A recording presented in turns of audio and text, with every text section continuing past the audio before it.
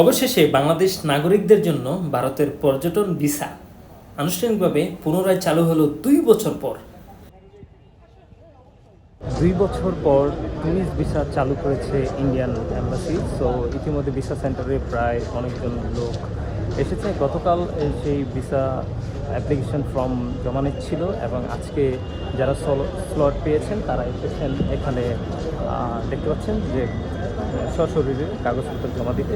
ঢাকা, চট্টগ্রাম, রাজশাহী, সিলেট এবং খুলনা এই 5টি ভারতীয় ভিসা অ্যাপ্লিকেশন সেন্টারে আবেদন গ্রহণ শুরু হয়েছে।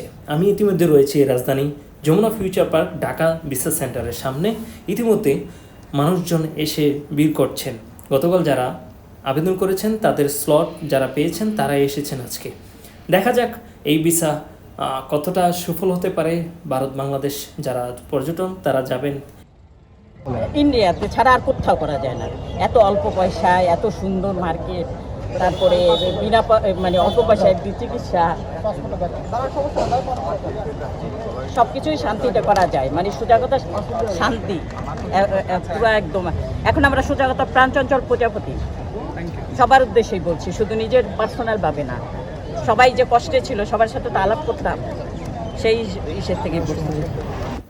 কিছু নিয়মকানুন চেঞ্জ করেছে, যেইগুলো হচ্ছে ভিসা ফি বাড়িয়েছে। তারপর হচ্ছে আপনার ওই দেশে গিয়ে ইয়োগা কোর্স করতে পারবেন, শর্ট কোর্স করতে পারবেন, পর্যটক ভিসায় গিয়ে মেডিকেল ট্রিটমেন্ট নিতে পারবেন, এইসব ইত্যাদি ইত্যাদি সব ধরনের ফ্যাসিলিটি রেখেছেন তারা।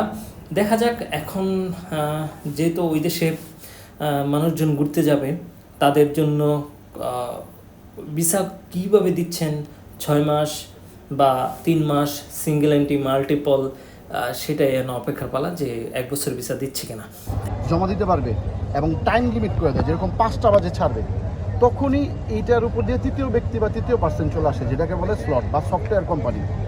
যেটা মানুষ নিতে পারে না, সেটা ওই সফটওয়্যারগুলো কী করে একটা রোবোটিক মাধ্যমে সেই ডেটগুলো উঠায়। Thank you so much. SRS গোয়ের সাথে থাকবেন। নেক্সট ভিডিওতে দেখা হচ্ছে, বা কী কী বিষয় জানতে চান সেই সব বিষয়ে জানার জন্য যোগাযোগ করতে পারেন।